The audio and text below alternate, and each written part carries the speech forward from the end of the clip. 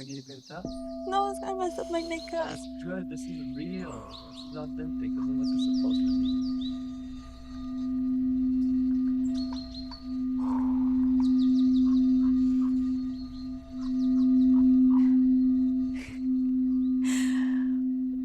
I couldn't even start and I'm already crying. Look at that. A few years ago, I decided I wanted to have a podcast. And I wanted it to be called the Dream State Podcast because one of my favorite things in life is to brainwash people into believing in themselves and their dreams. And I had a dream of having a podcast where I would be able to do that. Have people come and just talk them until I could convince them to go after their dreams, because I do believe the world is a better place when people are doing what they love. But this podcast right here, right now, this is not the Dream State Podcast. This is the Healing Pod. Welcome to the Healing Pod. Because a lot has happened in my own journey of chasing my dreams that I had to take a break and focus on my healing. And this is why I'm here, vulnerably sharing my healing journey with you in the Healing Pod. So I'm going to get right to it.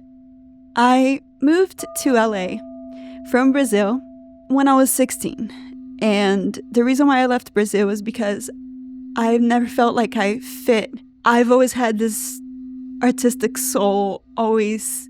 The artistic essence that I've always had was not very welcomed where I grew up. People would just try to shut it down and tell me that I needed to be someone else. I lost my dad very young when I was 14.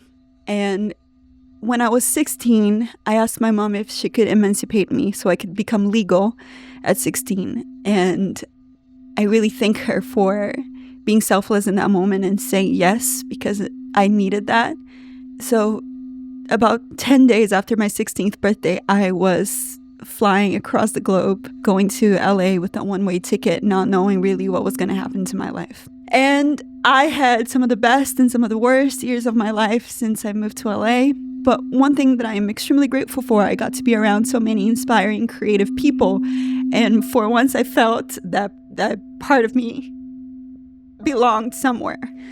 I got to be fortunate enough to explore multiple avenues of artistic expression as far as career. I've been a model, I've been a musician, I've been a sound engineer, I've been a director.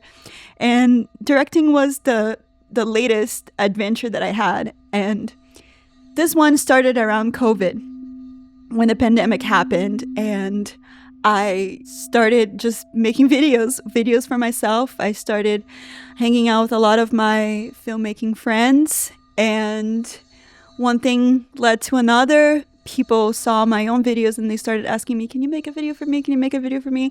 And when I saw I was directing for multiple people, multiple projects, and I was getting very, very passionate about it, because it's a very cool feeling to be able to have an idea in your head and have the resources and the tools to bring it into reality and something tangible that people can see, other people can see, because usually us as creatives, we have all these crazy ideas running through our minds 24/7, at least me, and to have the opportunity to bring those ideas, how you see them in your head, into reality so you can share with other people, it's something magical.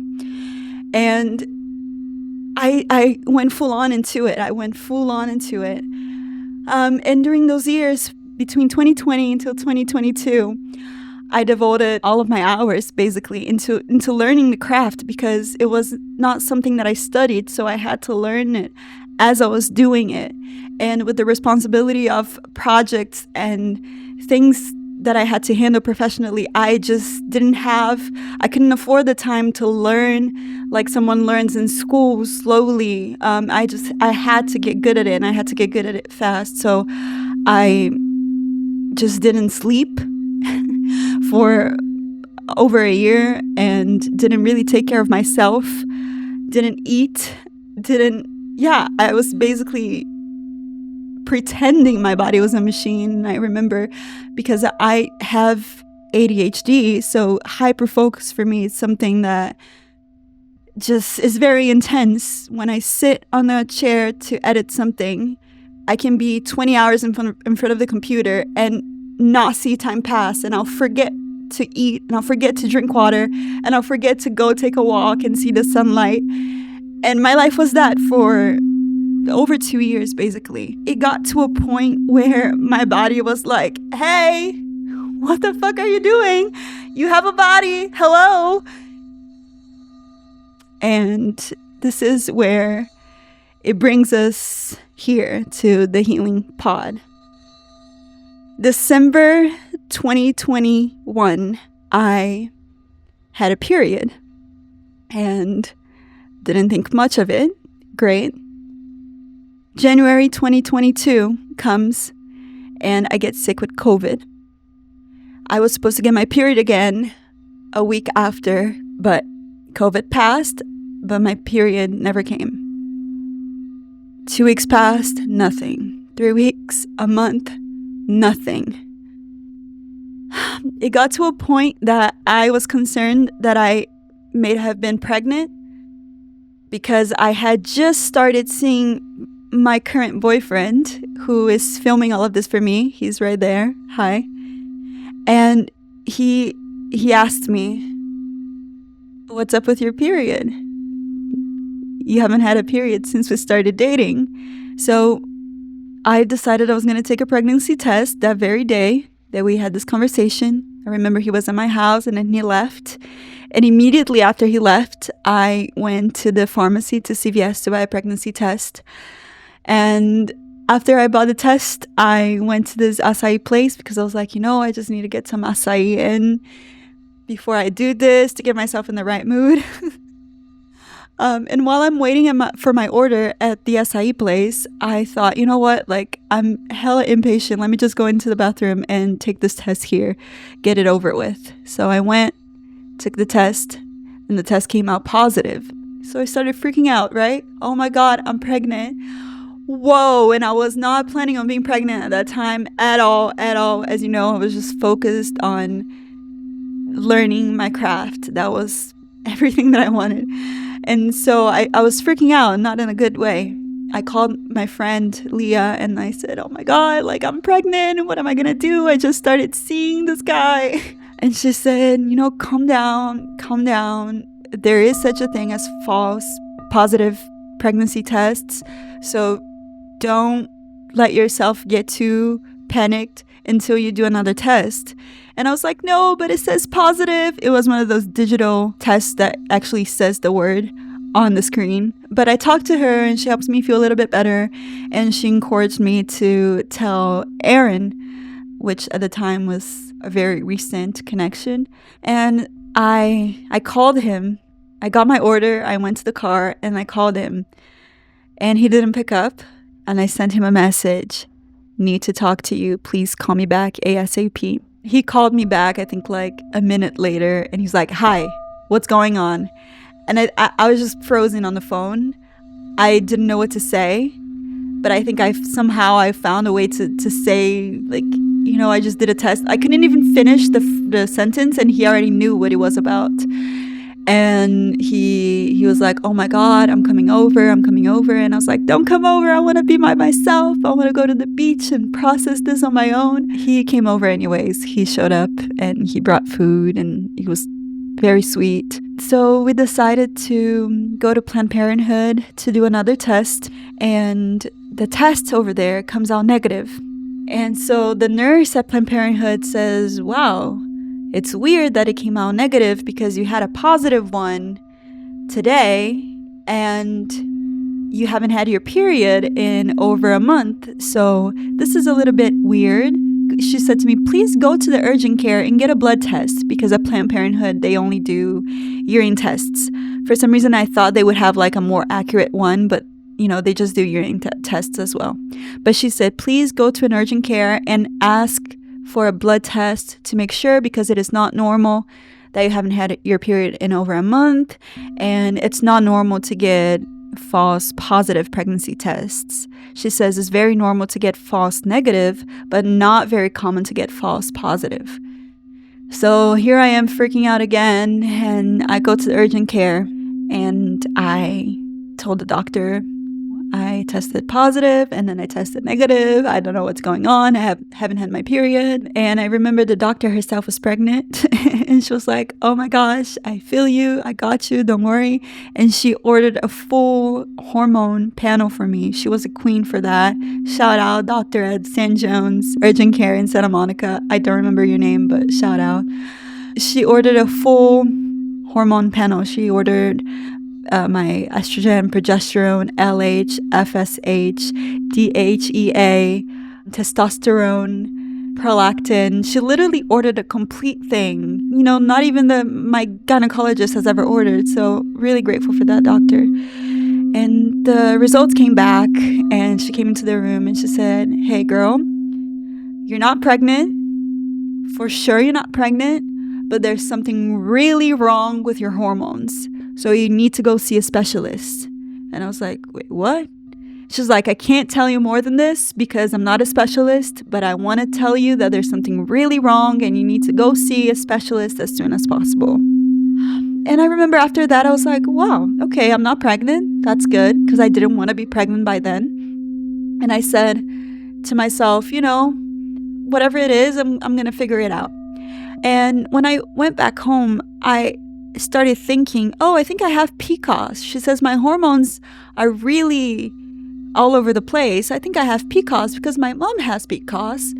And I start researching the symptoms of PCOS and I was like, yeah, I have some of this, I have some of that. Yeah, probably just polycystic ovarian syndrome. And I remember I called my mom and I was like, hey mom, how was your PCOS and blah, blah, blah. And she told me and I was like, yeah, I have facial hair. Yeah, I have this and that. I made myself believe that I had PCOS. And so I went online and I ordered, what was the supplement? I think it was called Ovacitol, which was like a supplement for PCOS that was highly rated on Amazon. I just looked up PCOS supplements or whatever. And I ordered this thing and I started taking it. And I was like, yeah, this is going to help me. I'm going to get my period back.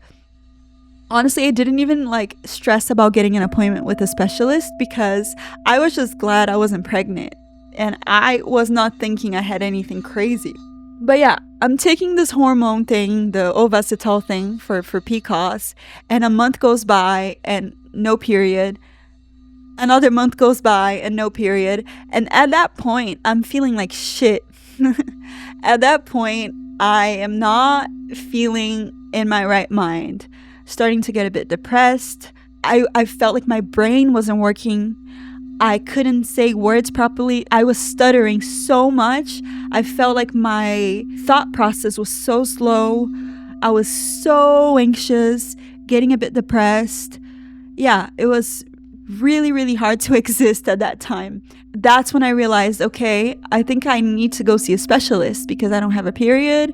The PCOS supplement's not really doing anything. I'm getting worse. What's going on? So I scheduled an appointment with one of the specialists that the doctor from the urgent care suggested. But she only had an appointment available in June. And this was, I think, April. So I made the appointment for June. The appointment was on June 10th. And my birthday would be on June 14th, which is interesting. But yeah, until then, I progressively got worse and worse and worse and worse and worse. When it got to the appointment, I was at rock bottom, total rock bottom. I didn't know who I was anymore. I just was not doing good at all. And when I get there, I show her my blood tests from February, the ones that I got at the urgent care. And the doctor said, hey, you're too young to be having these hormones because your LH and your FSH are in menopausal range, but we're not going to take any conclusions right now. I'm going to send you to get a MRI of your pituitary gland to see if everything's okay with your pituitary, because your pituitary gland is what makes LH and FSH and sends that to your ovaries for your ovaries to produce your estrogen, progesterone, etc. It's just I feel like there's something wrong with your pituitary gland, so let's check that out first. At that time, I had no idea what any of this meant. I was just okay, I feel like shit. I'm gonna do whatever a doctor tells me to do. Poor little me. And so I went and I got an MRI the day before my birthday, June 13th. Got an MRI. Leah drove me there and picked me up. Shout out, Leah. I love you. Horrible experience, by the way. The machine is so loud. It feels like you're being jolted out of your body. It's really odd. But anyway, did an MRI. The next day, I wake up. It's my birthday. I'm in bed with my boyfriend, and he's like, oh, happy birthday, blah, blah, blah. And I'm like, oh, where am I? Thank you. And I get my phone and I open my phone, and the first notification that pops on my phone is the results from that MRI. I open it and it says that I have a tumor in my pituitary gland, which is at the base of my brain. So yeah, happy birthday, great birthday gift. I read that and I start freaking out. Like I'm crying. I'm like, what the hell's going on? Because it wasn't like a doctor's note informing me what that meant. It was just the exam. It was just the result of the exam saying this size tumor on your pituitary gland, and it doesn't say anything else. I don't know what kind of tumor. I don't know what it does. I don't know anything. I just know that holy fucking shit, a fucking tumor in my brain. What the hell is happening?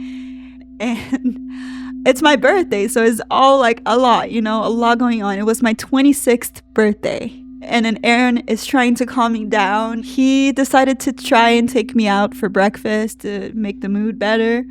So we're on our way to go to this beautiful restaurant in Topanga. On my way there, I'm calling a brain specialist to book an appointment. The secretary picks up the phone and she's like, hey, how can I help you? Blah, blah, blah. And I said, hey, I just got the results for my MRI. I have a pituitary tumor. I want to see a specialist as soon as possible, please. Like, I'm freaking out. And she's like, okay, yeah, we'll get you in. And she's taking down my information, right? And she asked me, when's my date of birth? And I said, June 14th. And she's like, oh, wait, is that today? And I said, yeah. And she's like, oh my gosh, I'm so sorry. It's your birthday and you got the news today. And I'm like, yeah. And she's like, oh my gosh, I feel horrible. And I'm like, it's okay, me too, but it is what it is. It was a funny thing. But anyway, I scheduled the appointment with the brain specialist and went to the restaurant with my boyfriend, had a meal. It was beautiful to the extent of what it was possible, but I was just, really shook by everything. I was just so overwhelmed. I didn't know what was going on. That same day, a lot of my friends came over to spend my birthday with me. And I remember the day after my birthday, when I woke up, I just couldn't get out of bed. That's when everything sort of hit me, and I was just like so overwhelmed because I was having all the symptoms I was having before, like the depression, the anxiety, the brain fog, the like not being able to speak properly, stuttering so much. And then this thing that like, holy shit, like there's a tumor in my brain. What is it? I didn't know if it was like a benign or not tumor, like I was just so overwhelmed. And I just remember just woke up after my birthday and I was like, why am I alive? What's going on? And so I called the gynecologist that I had seen before and told her, hey, I already scheduled the appointment with the brain specialist, but I'm really like desperate. I don't know what to do. My MRI came back saying I have a pituitary tumor and blah, blah, blah. And she said, hey, I can't really help you. You need to see the brain specialist, but you should also see a reproductive endocrinologist. And I was like, okay. So I go and I call my insurance and I ask them to help me find a reproductive endocrinologist. And I book an appointment. And luckily, I could see the doctor like that same day or the next day. I don't remember. And I showed her my MRI, my blood test and everything. And she said, your brain tumor, your pituitary tumor, it's not likely affecting your body at all. It's likely that you were born with it. I can see that it's not coming from the tumor, because if it was from a tumor, then your LH and your FSH would be really low. Your prolactin would be really high, but that's not the case. You have the opposite. Your LH and your FSH are extremely high. They're beyond menopausal levels. And I was like, okay, so it's a good thing. My tumor is not going to kill me. Great. But what does it all mean? She looked at me dead in the eyes and she said, you have ovarian failure. It means that you're going through early menopause. And I'm like, what? Like, what? And she's like, it happens to some people. We don't really know why it happens, but it does. And your levels are beyond that of menopausal women. And I was like, what are menopausal symptoms? And she started explaining to me hot flashes, depression, dryness, anxiety, brain fog. And I was like, what is a hot flash? And she's like, when you feel really hot all of a sudden, then really cold right after. And I was like, holy shit, I have that. I had been having that for months and I didn't know what it was. I just thought like the weather was crazy or and things started to make sense. And I was like, holy shit. At the same time that it was making sense, it wasn't making sense. And then she looked at me and she said, you'll never be able to have a child with your own eggs. If you ever want to have a child, you can do it with a donor egg. And I was like, what? All at the same time. Like, whoa. All at the same time. And the moment that she said that, it was like I had my femininity robbed from me, my womanhood robbed from me. Up until that point, I wasn't really thinking about having children because I wasn't focused on that at that moment. But when she said that, it hurt so bad because it was like, how can this be taken away from me before I even get to think about it? This is crazy. And, I started crying there at the office. And she looked at me. She's like, no, you don't need to be sad. You can still reproduce. It's just not going to be like regular people. And I'm like, do you realize all that you're telling me right now? Like, this is not... And I remember I asked her, is there absolutely nothing I can do? And she said, well, I'm going to give you hormones. You're going to have to take hormones for the rest of your life. There's no treatments for this. It's just something that happens. It is what it is, sort of a thing. And then she said, medicine is not perfect. We hate to see children getting cancer. We hate to see crazy things happen, but medicine is not perfect. And sometimes it happens. And this happened to you, and you're going to be okay. She said it like that, as if I was meant to like just process everything in a minute. It was so hurtful, so hurtful. And from that day onwards, everything just went fully downhill. Because every single symptom that I felt intensified times 1,000. Hot flashes from that day onwards, all day long. Night sweats, would wake up every hour, every 30 minutes, like soaking wet in sweat, and with insomnia, not being able to fall back asleep, just with my heart racing. Couldn't really speak normal. Just so freaking anxious and so depressed, like not understanding why I was alive anymore. The stress of the situation really, really destroyed me. Crazy freaking wild journey that I never thought I would experience. Everywhere you research this condition called primary ovarian insufficiency or premature ovarian failure, everywhere you research about it, it just says, no cure. You're going to have to live with it for the rest of your life. Nothing can be done about it. But I've never been the person to believe the usual, to adhere to the rules of how things are supposed to be. I've always been the misfit, the rebel, the one that looks for a solution outside of the box. And I had to remind myself of that at that moment when that was happening, through the anxiety and through the depression and through all of that. I had to literally remind myself, like, hey, you never just accept things as people say they should be. You're always the one that goes outside and finds a solution for whatever it is. You always find a solution. Why is this time going to be different? Why are you just going to allow this to be it? Why? And then I thought to myself, no, I'm not going to. I'm not going to allow this to be it, because I fully believe that whenever there's a problem, there's also a solution for it available. Whenever a problem manifests, there's always a reason to why that problem manifested in the first place. So I made a decision to to look for those answers and to look for the solution to the problem and to look for the root of the problem. That I wasn't just going to take hormones for the rest of my life and agree with a miserable diagnosis that doesn't offer me any sort of light into what's going on inside of my body, because I knew my body was rebelling against something and I needed to find out what it was rebelling against, what was going on. And that's when the healing journey started. Getting out of the surrendered, miserable mentality. I do believe it's good to surrender. Surrender in the positive light. This is happening for me. It's part of what I'm meant to learn to be able to reach my full potential. I believe in that surrender.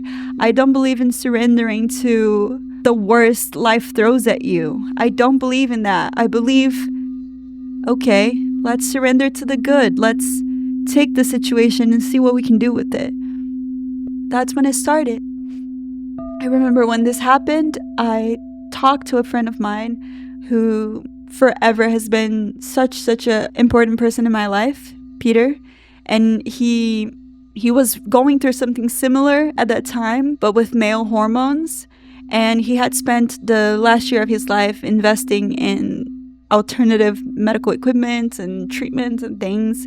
And when I told him what had happened, he was like, hey, you need to come to Spain. You need to try out all these things that I've been doing. Come over here. Let's see what happens. That's when I decided, you know what? I'm going to go. I'm going to take a break from everything and I'm going to go focus on my healing, because if I don't have my health, if I don't have my body functioning, I don't have anything else. Everything else is pointless if I can't have my health. So I did. I went to Spain. It was a beautiful beginning of this healing journey that I'm in. And in Spain is where I found out about ozone therapy, biohacking, IV therapies, and all sorts of things that are in the biohacking umbrella.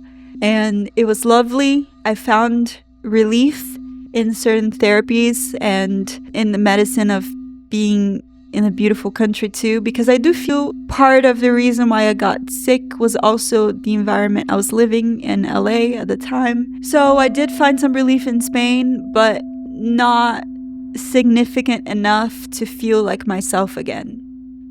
But during my time in Spain, I had a big realization that I needed to heal the emotional causes of what was creating this within me. I denied a big part of me basically my whole life. I left Brazil when I was 16, basically running away from the country because I felt like no one understood me. My family didn't understand me. I knew that I needed to be able to heal my relationship with my country, but with my family mainly. Because when I say my country, I'm really talking about the environment I grew up in, my family, the town I grew up in, the people I grew up surrounded by. I felt like that was a crucial part of what I needed to heal in order to heal my body. So right after I came back from Spain, I spent just a month in LA gathering my belongings, putting everything in storage, and then I took the leap and went to Brazil to face that demon that was living inside of me, the fear of my roots. Nothing scared me more than Brazil. Nothing scared me more than my family. And you know, I'm here in Brazil right now, and I'm such a different place mentally and emotionally that it's funny to think about how I felt at that moment, because I was so scared of a situation that was nothing of what I was thinking. I came here and it's been the most intense, beautiful healing journey. Spending time with my family, getting to heal wounds with my mom that have been there since I was a kid was a really, really important, crucial part of my healing.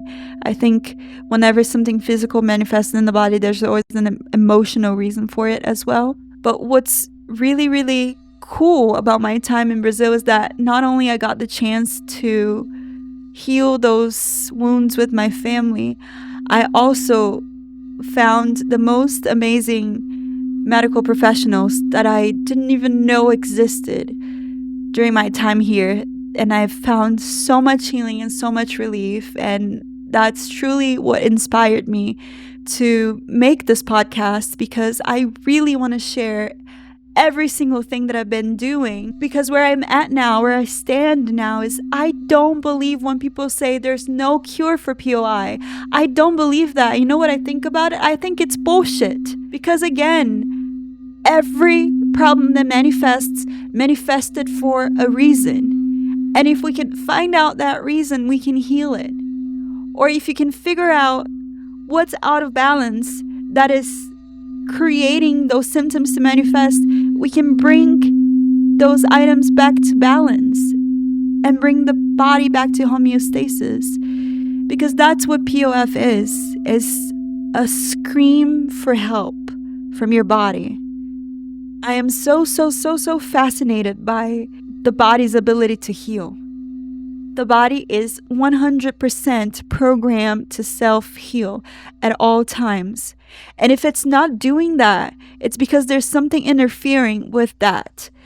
And so when we start to put the pieces of the puzzle together and figure out, the body works as a whole machine. It's not compartmentalized. Like, it's not individual little pieces. It's like a whole machine. So if there's something out of balance up here, down there, it's not going to work fine. It's not going to work perfectly because it's a whole moving thing.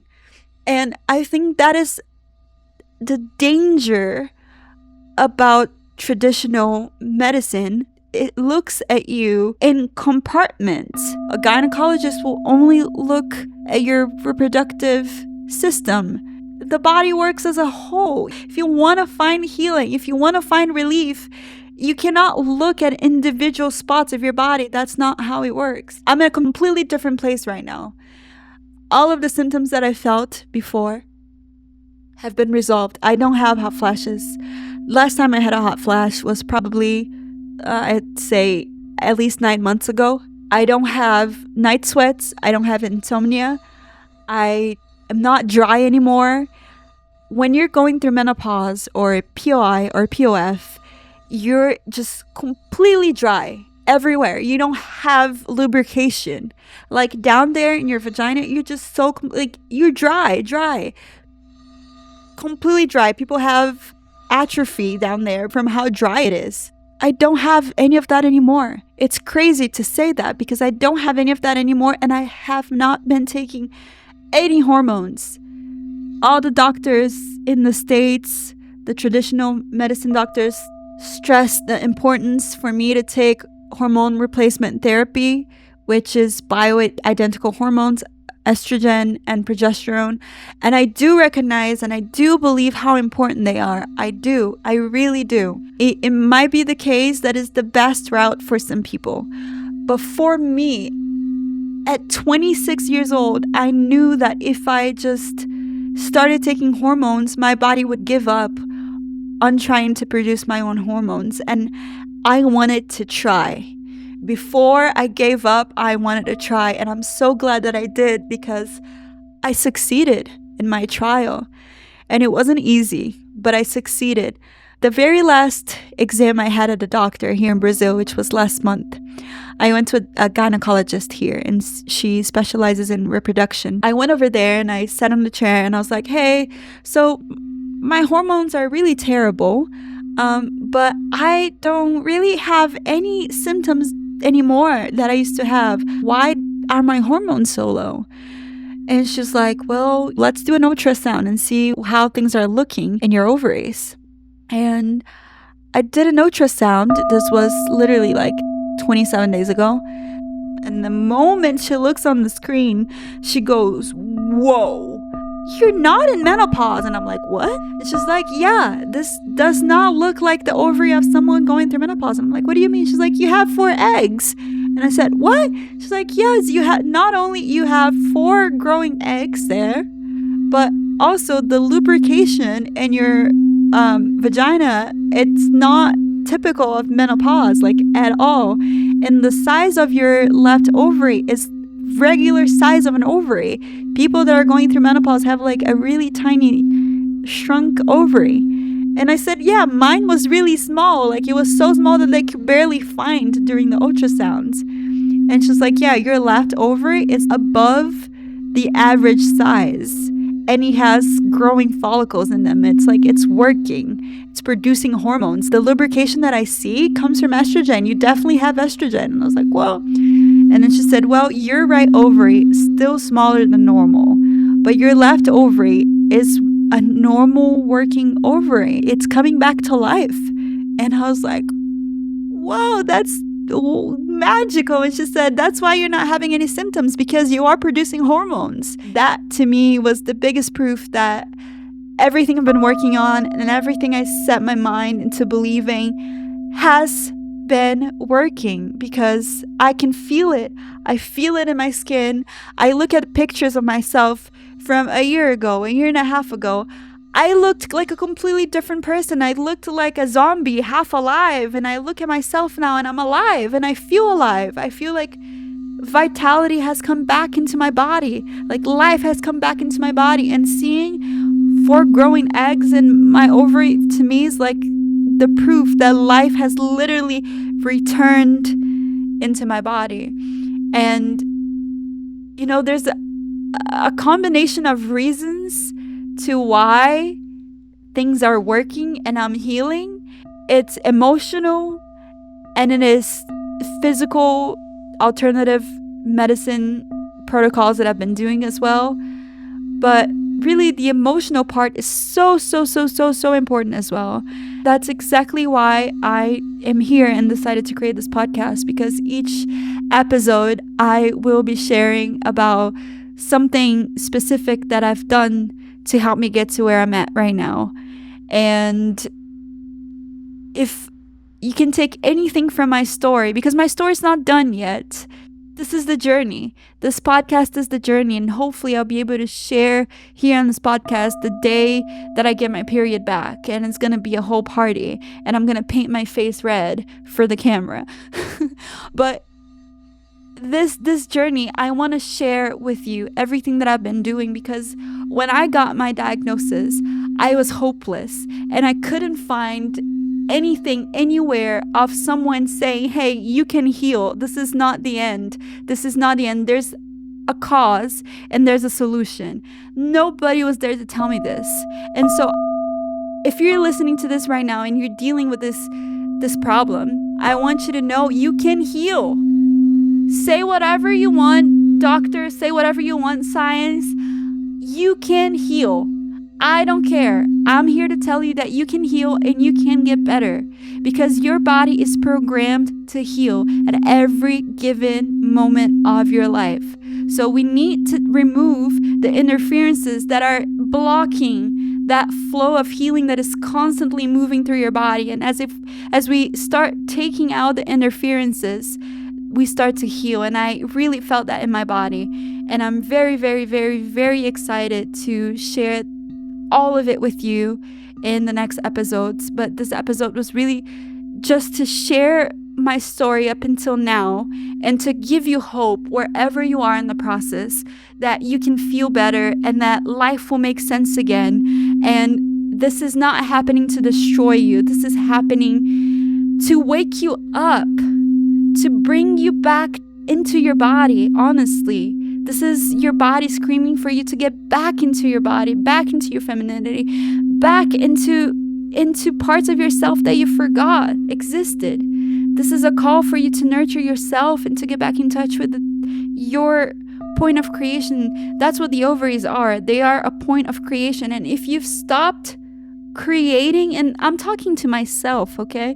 If you've stopped creating and outputting the gifts that life, universe, God gave you, then your physical point of creation is going to malfunction.